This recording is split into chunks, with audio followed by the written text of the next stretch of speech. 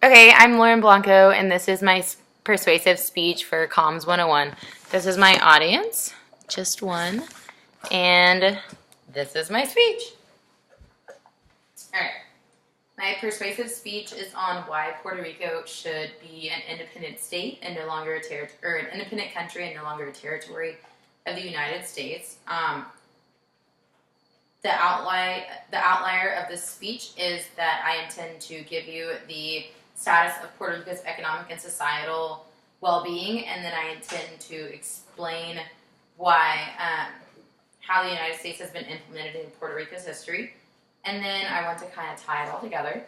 So, from the beginning, according to Bloomberg, Puerto Rico's jobless rate is more than twice in the United States mainland, and poverty is 3 times as severe, and as well, homes cost less than they did 15 years ago. Likewise, the never-ending downturn has left a debt crisis for the government, which was slow to adjust and lived on borrowed money. It hoped to repay once things finally turned out. And then in March 2014, the governor of Puerto Rico, Alejandro Padilla, issued $3.5 billion in bonds, enough to tide Puerto Rico over until last June, which ended up in a $70 billion debt, which is equivalent to $20,000 per every 3.5 million residents of Puerto Rico, which was crushing.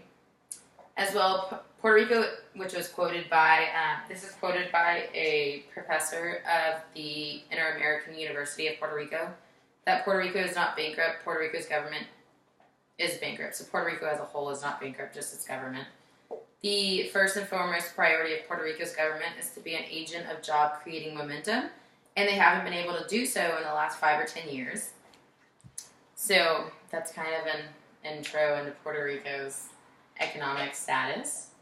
And then now I kind of want to show you how the United States was implemented to Puerto Rico. In 1917, Puerto Rico became a United States territory, which territory is defined by the Merriam-Webster Dictionary as an area of land that belongs to or is controlled by a government, or one of parts of the United States that is not a state.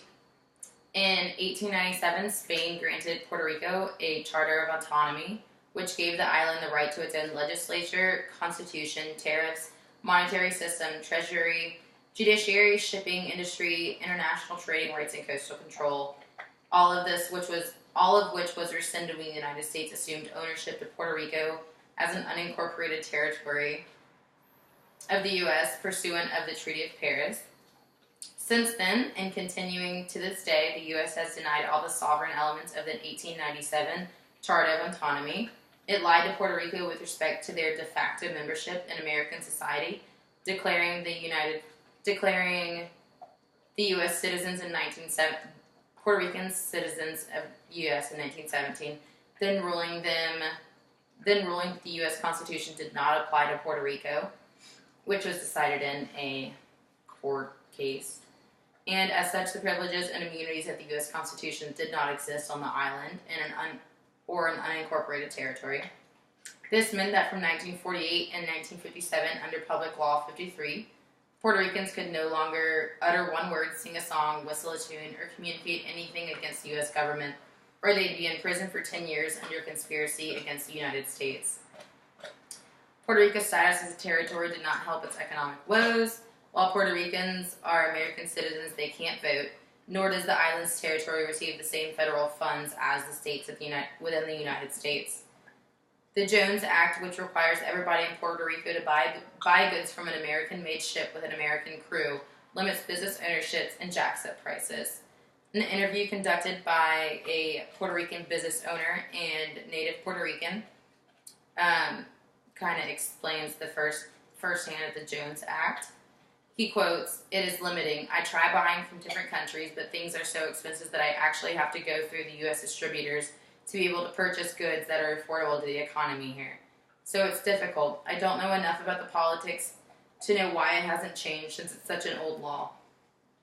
And most of the states that are affected by the law are against it, but for us, being an island, it's even worse. Because everything has to go through the United States, even the things we produce here for the U.S.-owned businesses and industries. Usually they're made here and bottled in the U.S., and we have to ship them back and actually buy them from the States, not from us."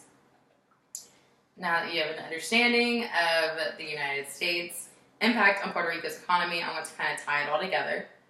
So, in essence, the United States is kind of suffering or suffocating Puerto Rico from its ability to be its own country and to provide its own goods and to import export freely, via their own tariffs, and kind of given their God-given right from independence.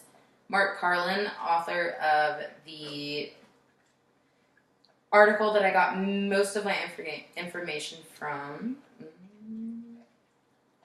he is quoted saying he's a well-known advocate for the United States and Puerto Rico's relationship. He's quoted saying the United States government claimed that it was liberating Puerto Rico from Spain in the Spanish-American War, but in 1898, then insisted that the island's residents would be independent.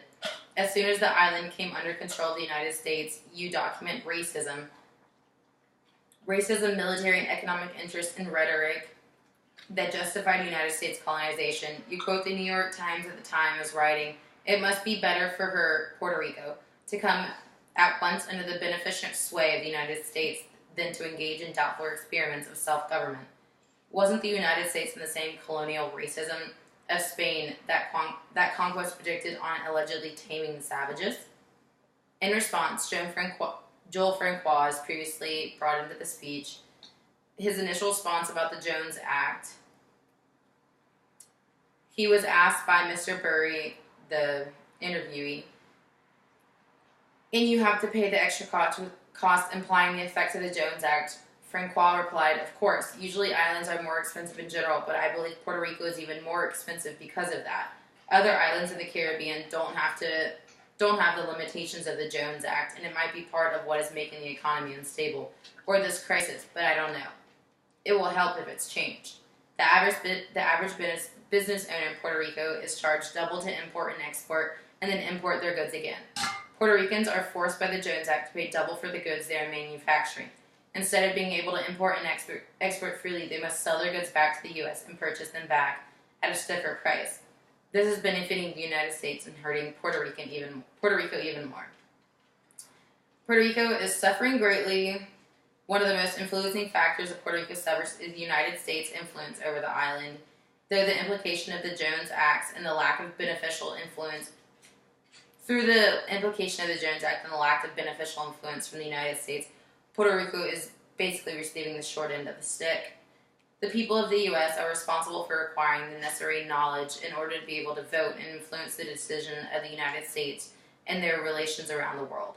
Puerto Rico deserves a chance at independence, and since its configuration, it has not had the chance to stand on its own and make its name for itself. Now is their time.